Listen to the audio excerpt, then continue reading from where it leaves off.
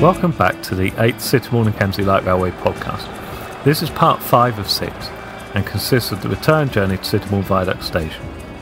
The feature of this journey is the story of Sittingbourne Northern Relief Road.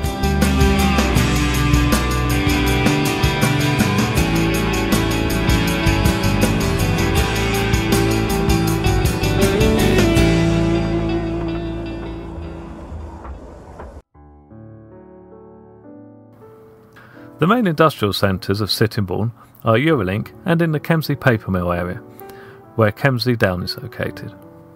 Traditionally, trucks heading to Eurolink from the M2 motorway have left the A249 at Sittingbourne and then driven through the town to turn left into Otterham Quay Lane and into Eurolink, which takes them through most of the town's main roads and under a low railway bridge.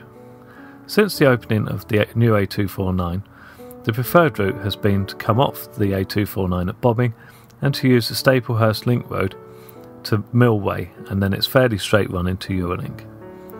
This route became easier for truckers in 2002 when a lorry struck and irreparably damaged the link bridge across Mill Way. This was the former railway bridge from Sittingbourne transfer sidings and wharf into the paper mill. The Sittingbourne Northern Relief Road has been on the plans for many years. It links the A249 Sheppey Way with the ever-expanding Eurolink trading estate and the East Hall Farm housing development. The first part was open to connect with Kemsley Paper Mill, eradicating heavy freight traffic through the village. The next phase of the new road had to cross two obstacles, the railway and Milton Creek, on its 1.4 kilometre, that's just under a mile, route. It was built by Jackson Civil Engineering for Kent County Council and funded by the Department for Transport, Homes and Communities Agency and East Hall Farm Development to a total of £32 million. Over the next few minutes you will see photos taken during the construction of the bridge. Kemsley Paper Mill is to the north, as are the overhead power lines. Burley Crossing is to the south of the bridge site, Kemsley Village to the west and Milton Creek to the east. The purple line in the middle is the railway. You may wonder why a level crossing like the one at Burley was not considered. It is a national priority to remove level crossings across all railways in the United Kingdom due to the incidences of misuse causing death or injury. This doesn't just mean the national network managed by Network Rail, but also preserved railways. A number of near misses and actual collisions on the Romney Hythe and Dymchurch Railway led to the death of one of their train drivers. Check out footage of level crossing abuse at Network Rail's YouTube channel as shown on the screen now. The first signs of work near the line was the digging of the new drainage route. Here you can see the black newt fencing to ensure the protected animals did not live on the construction site. Temporary fencing was erected to protect the construction site. A hardcore roadway was laid to the site of the village side bridge abutment, and then pile driving started to ensure the bridge has firm foundation on the bedrock under the marshes. The creekside abutment and drainage works was also started. Back at Burley Crossing, the crossing keeper has been appointed to manage crossing moves, but there's no work today, so he's off. We have to ensure the crossing is padlock closed before passing over it. The culvert was rebuilt by the Royal Engineers in the late 1980s or early 1990s. Over the years the track has settled on either side, leaving a hump. As part of the bridge work, the culvert had to be replaced, so the railway was paid to lift the track for this work to be carried out. As we still weren't able to run passenger trains, it was no problem.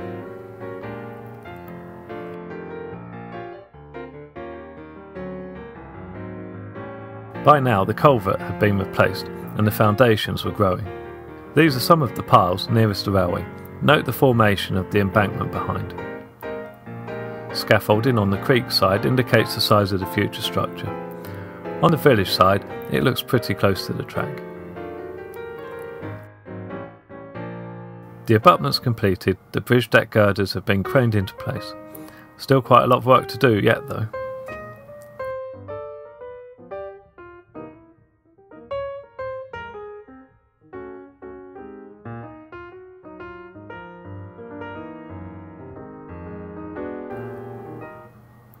one of the new drainage pipes under the bridge. The bridge deck is beginning to take shape, although it still ends rather abruptly on the creek side. The first passenger train of the 2011 season approaches the bridge. Later in the summer, I was granted access to the worksite to get photos from the new bridge, which was pretty much complete, unlike the road.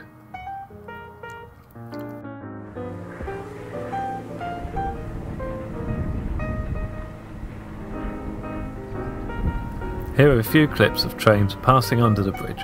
Note the smoke deflector has now been fitted.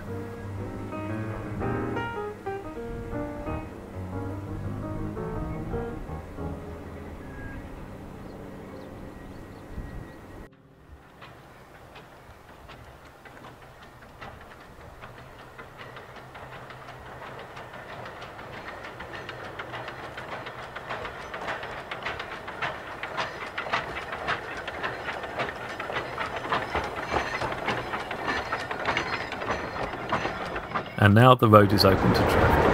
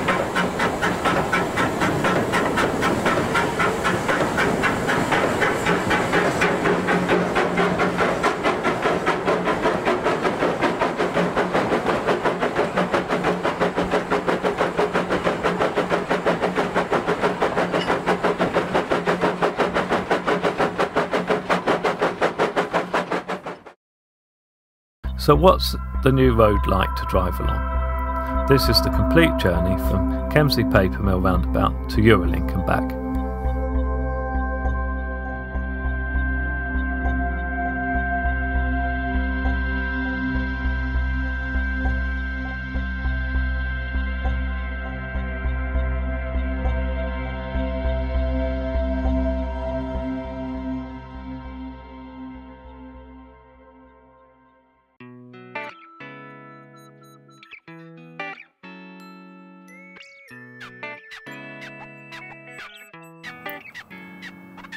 We are now approaching the railway bridge. We cross the track where the higher fencing has been built.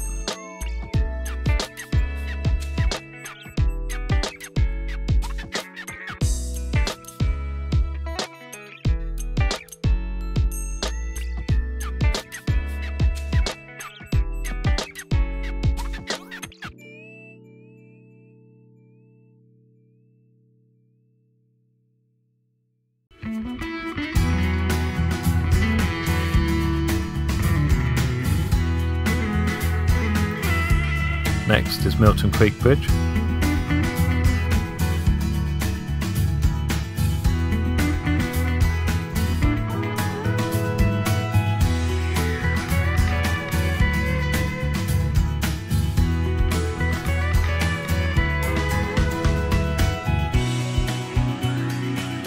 And now we're in Newry. A quick whiz around the roundabout and we'll head back.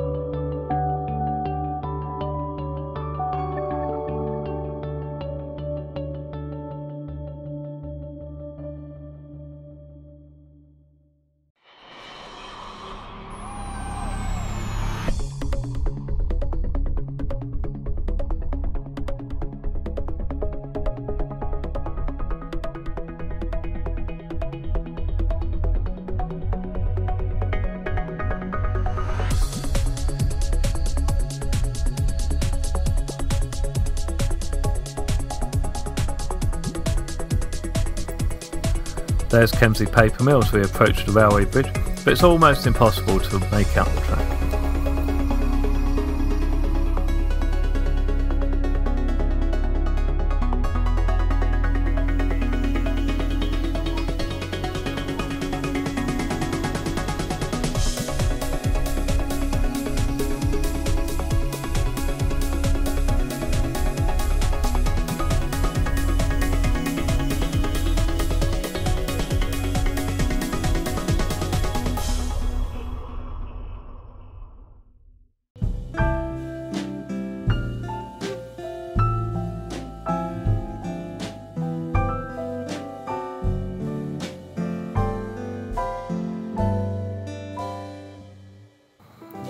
So there you have it, Sittingbourne Northern Relief Road.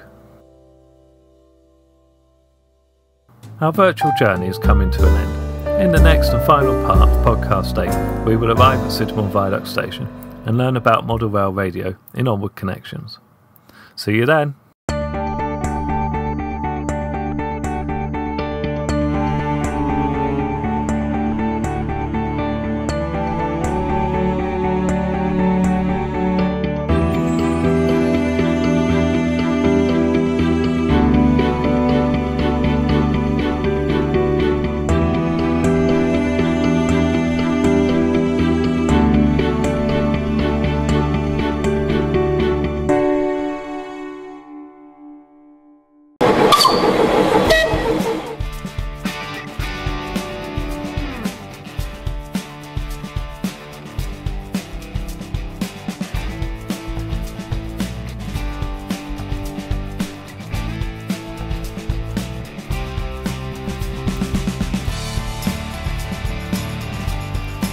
August is the railway's busiest month for train operations. We will be running every Sunday and Wednesday with trains departing Sittingbourne Viaduct on the hour every hour from 11 AM on Sundays and 1 PM on Wednesdays until 4 PM.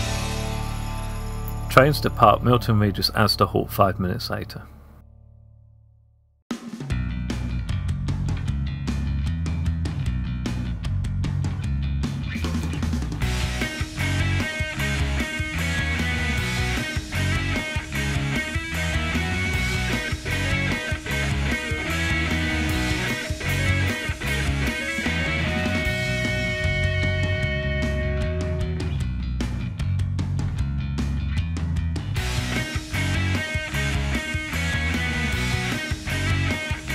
Either the Engine returns to Kemsley Down on Sunday the 26th and Monday the 27th of August for story time with Either the Engine.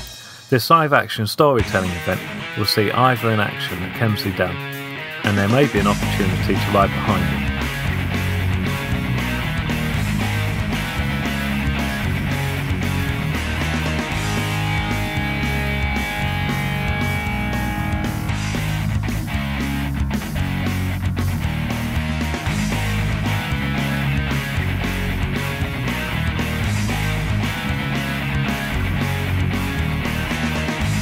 For further information, please visit our website at www.sklr.net or call 01795 424 899.